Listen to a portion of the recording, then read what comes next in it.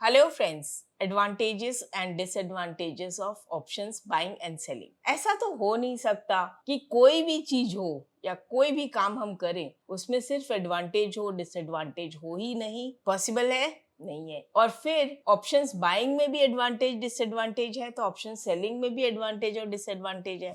हम कुछ भी करें, बाइंग करें या सेलिंग करें, अगर हमें उसके एडवांटेज और डिसएडवांटेज पता हो तो हम उसमें से पैसा कमा सकते हैं। जब तक हमें उसके डिसएडवांटेज नहीं मालूम तो हम बड़ा लॉस कर सकते हैं, और जब एडवांटेज मालूम हो जाए तो हम पैसा कमा सकते हैं। और अगर एडवांटेज और डिसएडवांटेज दोनों हमें मालूम हो तो हम पैसा कमा भी सकते हैं और खोने से बच भी सकते हैं। और आप ऐसा भी कह सकते हो कि भाई थोड़े से लॉस में निकल गए। मेरे कोई भी वीडियो देखेंगे, आप मेरा कोई भी वेबिनार देखेंगे, मैं सबसे पहले यही बात करती हूँ कि मेरा लॉस कम से कम हो और मैं उसमें से निकल जाऊं। प्रॉफिट होल्ड कर सकती हूँ लेकिन लॉस नहीं होल्ड कर सकती, चाहे वो ऑप्शंस हो चाहे वो कैश मार्केट हो। स्टॉप लॉस बहुत जरूरी है और ऑप्शंस में तो बहुत ही ज्यादा जरूरी है। हम स्टॉप लॉस क्यों लगाते हैं बाइंग और सेलिंग में? ये डिसएडवांटेज से बचने के लिए, हमारा लॉस कम हो, नहीं तो हमारा इतना बड़ा नुकसान हो सकता है कि जेब भी खाली, बैंक भी खाली और हम kick out of the market. कई बार ट्रेडर्स ऑप्शंस ट्रेडिंग में एंटर तो करते हैं but they don't really know the basics of it. इसी वजह से वो काफी सारे लॉसेस जनरेट करते हैं। टू प्रिवेंट दिस, अपसर्च.club ने ज्योति बुधिया के साथ एक कोर्स बनाया है called option trading for beginners, जिसने ऑप्शन ट्रेडिंग के सारे बेसिक्स और फंडामेंटल्स को कवर किया है। इसका लिंक डिस्क्रिप्शन में है and you can check it out today. तो पहले हम ये समझते हैं कि बाइंग ऑप्शंस और सेलिंग ऑप्शंस के बीच का डिफरेंस क्या है। अगर हम ये दोनों चीज समझ लें तो फिर एडवांटेज डिसएडवांटेज उसी में छुपा हुआ है, उसी में हम साथ साथ में देखेंगे। सबसे पहले चलिए हम डिस्टिंग्विश करते हैं, कॉलम बनाते हैं और देखते हैं बाइंग और राइटिंग के बीच का डिफरेंस। तो बाइंग ऑप्शंस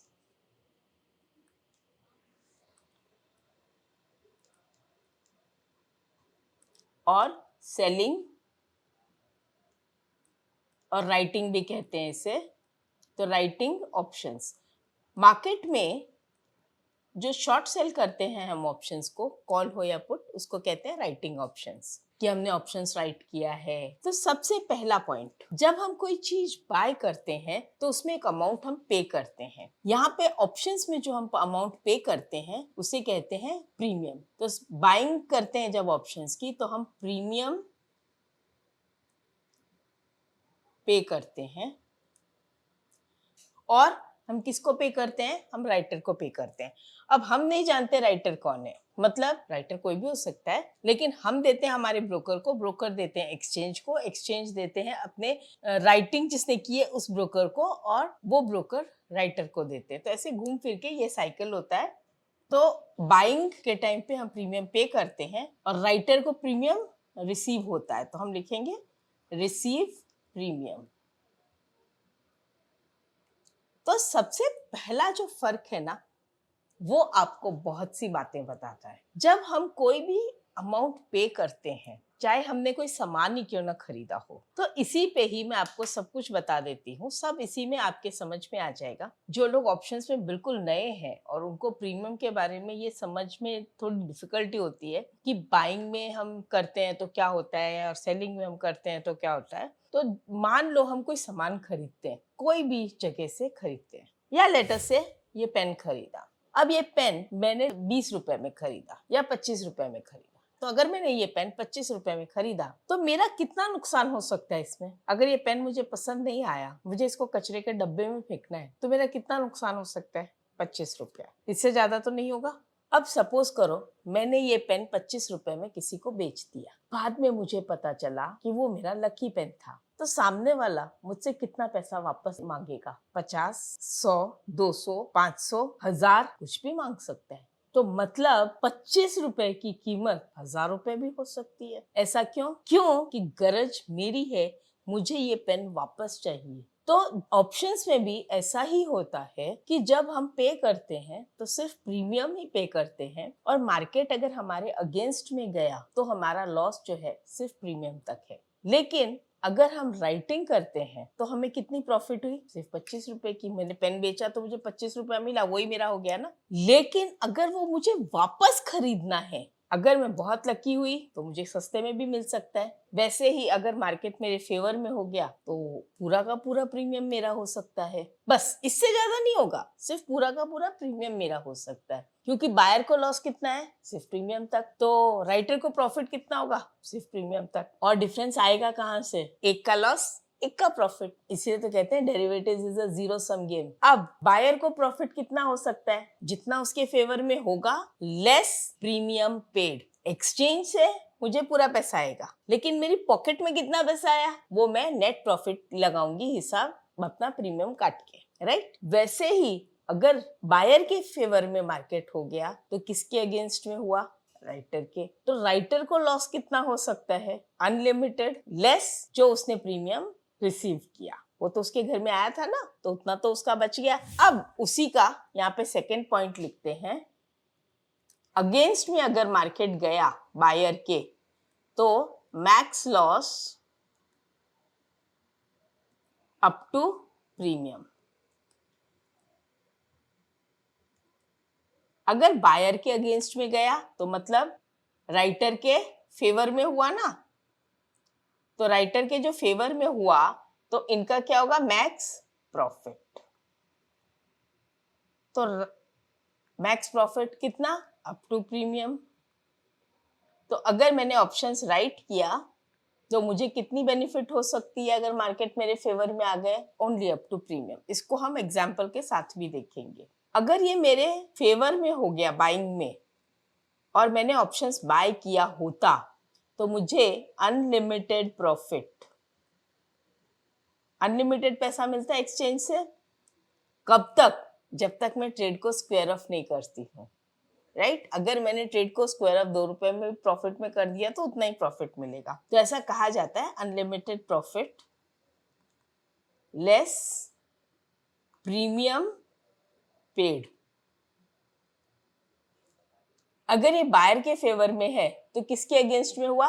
राइटर के, राइट। तो अगर मैंने ऑप्शंस राइट किया है और मेरे अगेंस्ट में चला गया तो मुझे unlimited loss less premium received. ये जो है इसका मेन एडवांटेज और डिसएडवांटेज। एक सबसे इंपॉर्टेंट एडवांटेज और डिसएडवांटेज वो ये है कि जैसे जैसे दिन पास होता है जो प्रीमियम मैंने पे किया है वो डीके होता जाता है। तो इसमें बायर के लिए प्रीमियम डीके मतलब टाइम वैल्यू की कॉस्ट लगती है। और राइटर, अगर मैंने ऑप्शंस राइट किया है तो इस डीके का मुझे फायदा होगा। तो बायर के लिए क्या हुआ? ये हुआ डिसएडवांटेज।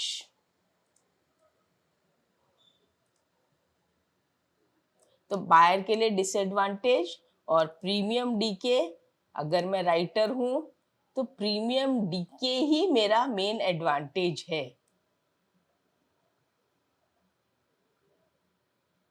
एक साथ एक ही दिन में मुझे पूरा पैसा नहीं मिल जाता।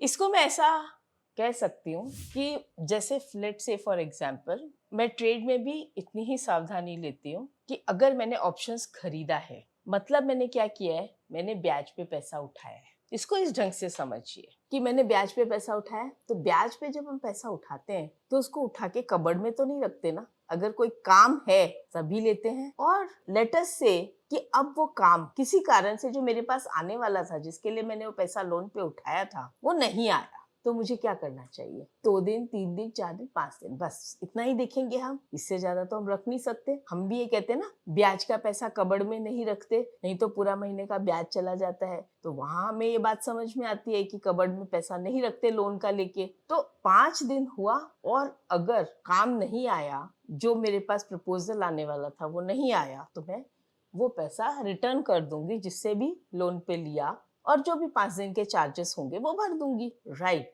अगर मार्केट में जो मूवमेंट मुझे एक्सपेक्टेड थी, जिसके कारण मैंने ऑप्शन खरीदा था, वो मूवमेंट 5 दिन तक नहीं आई तो मेरा नुकसान क्या जा रहा है? एवरीडे का ब्याज, प्रीमियम डीके, टाइम वैल्यू। तो वो जो प्रीमियम का वेस्टेज हो रहा है एवरीडे थोड़ा थोड़ा करके, 5 दिन का तो भाई मैंने नुकसान उठा लिया, ले जाओ। इससे ज्यादा मैं नुकसान नहीं उठाऊंगी। जब काम आएगा तो वापस लोन पे पैसा ले लेंगे, वैसे ही जैसे ही मूवमेंट आएगा हम फिर से ऑप्शन बाय कर देंगे। कभी कभी तो शायद पूरे महीने नहीं आए और कभी 15-20 दिन बाद आएगा, तब ले लेंगे। ऐसी क्या बात है? जबरदस्ती इस उम्मीद पे कि मूवमेंट आएगा आएगा आएगा, मैं ब्याज तो रोज नहीं भर सकती ना। तो बाइंग के टाइम पे ये हमको सोचना पड़ता है, क्योंकि यही सबसे बड़ा डिसएडवांटेज है बाइंग का।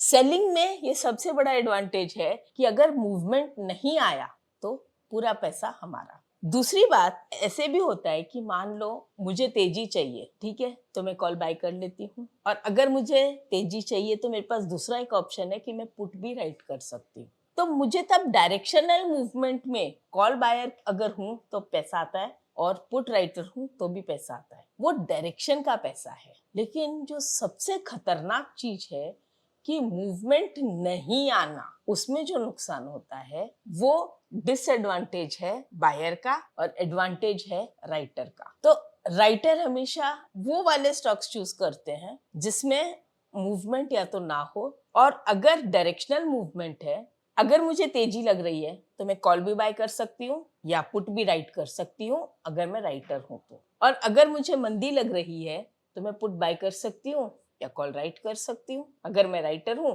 तो कॉल राइट करूंगी। वहां पे अगर मार्केट मुझे फेवर कर गया तो डायरेक्शन का पैसा है, बट ये आमने सामने नहीं है। लेकिन नुकसान किसका होगा? अगर मैंने पुट राइट किया है तो जो पुट बायर था उसका नुकसान हो सकता है अगर मुझे फायदा हुआ तो बाइंग और राइटिंग हम ये सोच के करते हैं कि हमारे पास डायरेक्शन क्लियर होना चाहिए। अभी मैं आपको एक सिंपल चार्ट देती हूँ।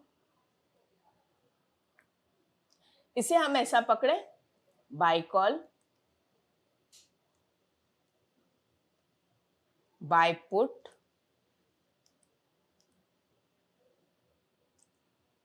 राइटिंग कॉल,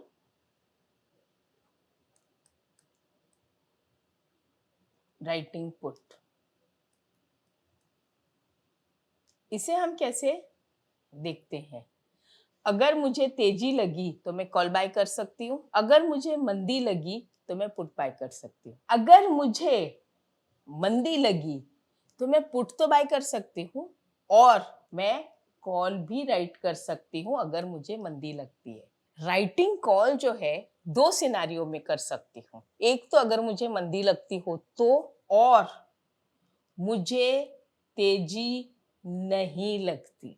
यस, अगर मुझे तेजी नहीं लग रही है, मतलब साइडवेज मार्केट लग रहा है, तो भी मैं कॉल राइटिंग कर सकती हूँ। मुझे अगर तेजी लग रही है या फिर मंदी नहीं लग रही है, अगेन साइडवेज, तो मैं पुट राइटिंग कर सकती हूँ। तो ये जो टेबल है ये दिमाग में फिट बैठना चाहिए।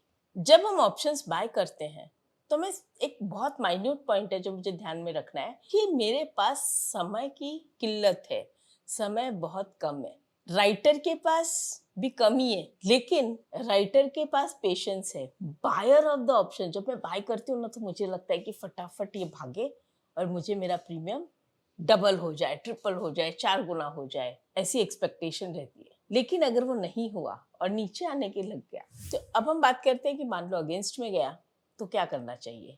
तो जब अगेंस्ट में गया तो स्टॉप लॉस लगाइए, एग्जिट कीजिए। स्टॉप लॉस कितना लेना है?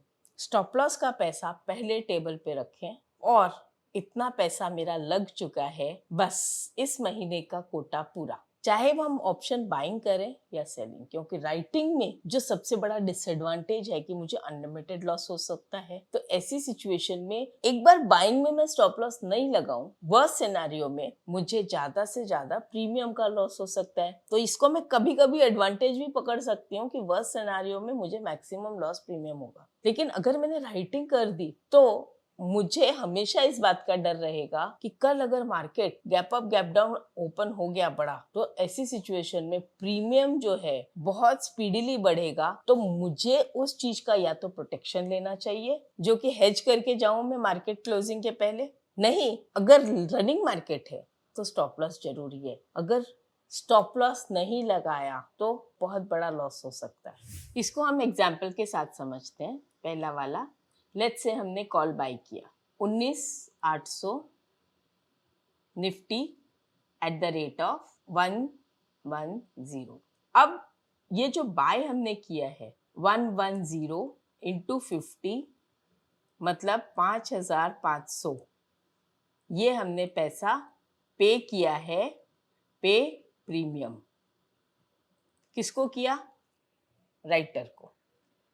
तो इसी के साथ हम डाल देते हैं कि कॉल सेल 19,800 एट 110। तो आपको सामने सामने पता चलेगा कि बायर और राइटर दोनों के बीच में कैसा चलता है। देखिए ऐसा है माय फ्रेंड्स कि बायर जो है उनके एक दिमाग में रहता है कि मुझे ज्यादा से ज्यादा लॉस प्रीमियम का होगा। ये बात राइटर को पता है कि ये बायर की स्टाइल है। मैं अगर राइटर हूं तो मुझे पता है कि बायर की स्टाइल है, मैं उसका बेनिफिट लेकर और मैं क्या करूंगी, मैं उसी स्टाइल को यूज करने की कोशिश करूंगी कि हाँ खड़े रहें। तो एक चीज जो मैंने ऑब्जर्व किया है कि maximum times as a buyer premium जो है जीरो होके ही जाता है। इसीलिए जब बायर है वो राइटर बन जाता है। क्यों? कि उसको लगता है कि हमको कभी बाइंग में तो प्रॉफिट आई नहीं, चलो राइटर बन जाते हैं। लेकिन स्टाइल तो वही है, स्टॉप लॉस हिट किया नहीं, तो राइटिंग में भी वो स्टॉप लॉस नहीं हिट किया। मेंटालिटी हमें as a buyer as a writer समझनी बहुत जरूरी है, स्टाइल समझना जरूरी है, ट्रेडिंग टेम्परामेंट अपना और मार्केट में राइटर और बायर दोनों का टेम्परामेंट मालूम हो तो हम उसका पूरा पूरा बेनिफिट ले सकते हैं। तो यही कारण है कि मैक्सिमम राइटर्स जीत जाते हैं, क्योंकि एज अ बायर हमारी मेंटालिटी ये होती है कि प्रीमियम भले ही जीरो हो जाए हम इंतजार करेंगे, हमने इन्वेस्ट किया है। आपने इन्वेस्ट नहीं किया, आपने पैसा लगाया है। Understand it. you have done a trade, you have taken a position, you have put the money, you have not invested the money। तो इसलिए फर्क यही है कि हम उसे इन्वेस्टमेंट समझते हैं, वो इन्वेस्टमेंट नहीं है। क्योंकि इन्वेस्टमेंट जो होता है वो परमानेंट होता है, हम जब चाहें उसे बेच सकते हैं। लेकिन ये तो क्या है, एक डेट है एक्सपायरी की, वो गई, प्रीमियम जीरो। अब उसके बाद दूसरे दिन अगर प्राइस आ भी जाए अपने फेवर में, कोई फायदा नहीं, तो वो इन्वेस्टमेंट तो जीरो हो गया ना कल। तो इसीलिए इन्वेस्टमेंट नहीं कहते हैं उसको, पैसा ट्रेडिंग में लगाया या we have put the money in the option, ऐसा कहते हैं। तो यहाँ पे हुआ प्रीमियम पे, यहाँ पे हुआ रिसीव। अब यहाँ पे क्या होता है कि अगर मार्केट बढ़ गया तो प्रीमियम भी बढ़ेगा। कॉल है तो प्रीमियम इंक्रीजेस कब? जब स्पॉट बढ़ेगा या अंडरलाइंग बढ़ेगा। तो स्पॉट और अंडरलाइंग इंक्रीज होगा तो फायदा होगा। लेकिन डीके क्या होगा? टाइम का। तो ये हो गया मेरा एडवांटेज, ये हो गया मेरा डिसएडवांटेज। तो ये दो चीज मुझे ध्यान रखनी है। बिल्कुल, कॉल जब हम सेल करते हैं तो हमको बेनिफिट कब होगा? जब स्पॉट या अंडरलाइन नीचे जाएगा या साइडवेज रहेगा। इसमें एडवांटेज क्या है? यही कि हमें डीके मिलता है, किसका? टाइम का, ये बेनिफिट मिलता है। और डिसएडवांटेज, हमारा डिसएडवांटेज अगेंस्ट में अगर मार्केट चला गया वो डिसएडवांटेज है। तो ये जो मेन चीज है वो ध्यान रखनी है। तो अगर 19,800 के ऊपर जैसे मार्केट गया, एक्सपायरी तक भी अगर गया और जितना ऊपर गया हमको प्रॉफिट होगी अगर हमने एक्सपायरी तक होल्ड कर लिया। तो लेट अस से एक्सपायरी तक अगर ये 20,000 हो गया तो कितने की प्रॉफिट हुई? 200 की। अगर 200 की प्रॉफिट हुई और हमने पे कितना किया था? 110, तो कितने का बेनिफिट हुआ? 90 का। ये 90 का जो बेनिफिट हुआ, ये 90 का लॉस किसका हुआ? राइटर का। यहाँ पे प्रॉफिट, यहाँ पे लॉस। लेकिन अगर मान लो 19,800 के नीचे रह गया या 19,800 तक ही रहा एक्सपायरी पे, तो क्या हुआ? 110 लॉस। तो यहाँ पे क्या होगा? 110 प्रॉफिट। बस ये जो है ये एक्सपायरी सिनेरियो है। रनिंग मार्केट में जैसे जैसे मार्केट बढ़ रहा है, बायर को प्रॉफिट हो रहा है, सेलर को लॉस हो रहा है। लेकिन अगर ये 4-5 दिन बाद बढ़ा तो बायर का काफी लॉस हो जाएगा ड्यू टू टाइम डीके। तो मार्केट को ज्यादा बढ़ना पड़ेगा। ये सब चीजें सीखने के लिए मैंने अपसर्च पे पूरा डिटेल में कोर्स बनाया है कि ग्रीक्स के साथ में और में देखिए, और उसमें ना आपको बहुत क्लैरिटी के साथ मिलेगा कि कितना बढ़ने से क्या होगा, क्या टाइम वैल्यू की डीके है, सब कुछ उसमें समझाया हुआ है और बहुत मजा आएगा देख के। तो इस तरह से हम कॉल बाय और कॉल सेल को देखते हैं। जैसे हमने कॉल बाय देखा वैसे ही हम put buy and put sell देखेंगे। तो पुट बाय, पुट सेल और राइटिंग। तो हमने क्या किया? 19,800 का पुट बाय किया लेटेस्ट से 100 रुपए में। तो यहाँ पे क्या आएगा? 19,800 का पुट शॉर्ट या राइट कुछ भी लिख सकते हैं एट 100। ठीक है, तो ये हो गया। अब तो पुट राइटर के लिए अगर ये नीचे गया तो मतलब लॉस होगा। लॉस जो कि हम डिसएडवांटेज में ही गिनेंगे ना, क्योंकि क्या सोच के शॉर्ट किया था मैंने, क्या सोच के राइटिंग की थी कि मार्केट नीचे नहीं जाएगा या ऊपर जाएगा, लेकिन नीचे चला गया तो लॉस हो गया। यहाँ पे एक और चीज का नुकसान हो सकता है। जब हमने प्रीमियम में दिया है, पे किया है, तो एक और चीज का नुकसान हो सकता है। जैसे जैसे दिन निकलते हैं क्या होता है? टाइम वैल्यू या प्रीमियम डीके होता है, राइट?